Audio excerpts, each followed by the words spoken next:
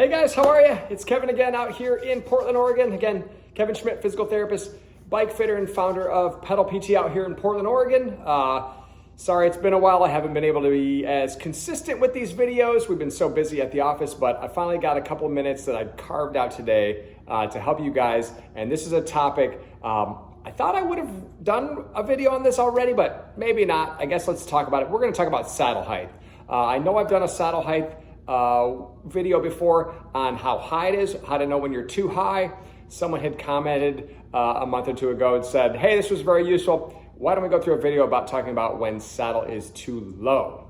So essentially, I guess what we'll do is let's talk about just kind of saddle height in general, what your goals are, and oftentimes what the symptoms that you'll have to kind of maybe tease out possibly if your saddle might be a little low. Of course, how to remedy that, you would of course just raise that saddle back up a little bit more to assess response. So I guess first thing we'll do is when you've got your saddle height and the saddle is positioned correctly, so the saddle is roughly level, you don't want to be extremely nose down or nose up, you want to be fairly level. When you're on that saddle, as you're pedaling, the straightest that your knee goes at the bottom of that pedal stroke, or how bent your knee is not straight. You don't want your knee 100% straight. You actually want about 30 to 35 degrees of knee bend. That is actually appropriate saddle height. If your knee is much straighter, or the knee goes all the way straight at the bottom of the pedal stroke, that would be, of course, being the saddle too high. As our knee starts to bend more, so as you straighten the leg out and the knee doesn't bend very much, that would be a sign of being a little bit too low, or typically a knee bend of greater than roughly 35 to 40 degrees of knee bend at the bottom. So if our saddle is too low, what do we tend to feel? So ultimately, a lot of times what we're doing is we're dealing with usually lower extremity issues. We'll talk about kind of some variations that can lead to upper body things as well. But the number one thing, if anybody who knows anything about bike fitting, the general rule is if your saddle is too low, you'll be getting pain on the front of your knees. So right in the front of the knee, kind of right on the top, kind of there's a tendon that basically crosses your quadriceps, cross over the patella and attached to the kind of the front part. So if you are getting front of knee pain, that would be one of the more common symptoms. The reason is that as our saddle lowers, because of the angle of the tubes, as our saddle goes down, we actually come forward a little more. So as we come forward and down, we're basically just putting more stress on those knees, and especially front of knee pain would be kind of the classic symptom of saddle being too low, okay? So that'd be step number one.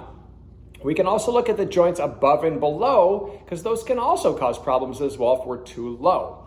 So if we look at your ankle, for instance, sometimes people will get ankle pain or front of ankle, kind of right, let me see if I can get my foot up here, but right in the front of your ankle. So not in the back where like the Achilles is, but more in the front, kind of right where your foot meets your ankle. A lot of times you can get ankle pain with that. And the reason is when you're too low, your knee has to cross up higher, your ankle has to dorsiflex or kind of come up more when you're too low. Sometimes if you have ankle restriction or inability to kind of bend that ankle up, what we call dorsiflexion of the ankle, if you lack that, then by having your saddle too low at the top of that pedal stroke, the ankle will try to bend more than it typically can, and sometimes you can get front of ankle pain, believe it or not. We see a few cases of those monthly. Every few years we'll see some very intense, horrible things that people will sometimes have.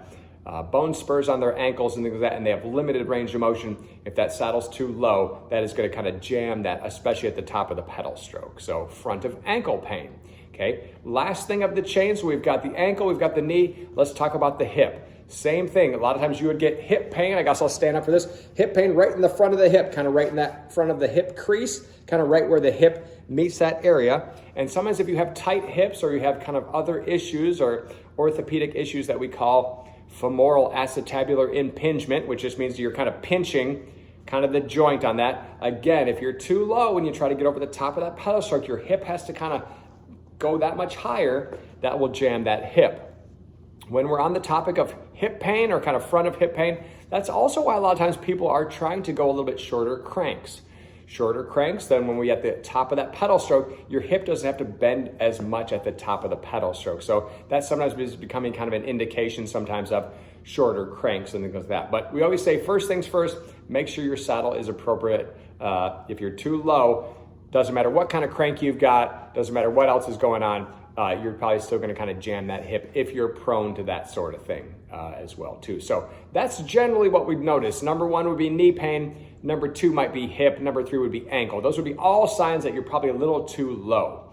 Now, when we talk about also being low, as we said, as the saddle goes down because of the angle of that seat tube, as you go down, you come forward. So a lot of times people will get a little compressed that way too. If we get a little compressed, a lot of times I'll turn sideways. If we get compressed, we're going to start rounding kind of our lower back. I guess I should use this hand, lower back, as well as neck can get sore too. So like I said, if I'm too scrunched up and I'm trying to pedal that bike, I'm going to kind of round myself, and that can sometimes kind of leads almost sometimes even to lower back pain. Sometimes even neck pain can happen from being a saddle a little bit too low. These are generalized ideas, but if that is the issue, a lot of times you would then be able to raise that saddle, start with maybe 5 millimeters, maybe a centimeter, retest as well too. So those would be kind of the general rules kind of for saddle being too low. But if you do have questions about this, if you have certain cases, again, everybody's different, everybody's body's a little different. If you have questions, please drop them in the chat below, in the comments below. Happy to kind of review a few of those too. Also, speaking of questions, if you guys have any questions on any topic, please list them below. Reach out to me. It's your questions that keep this channel going. So with that said, now we finally got our video for saddle being too low to now match our one for saddle being too high. So hope this helps some of you out there. Thanks for all the messages, guys. Have a great day. We'll see you soon. Cheers.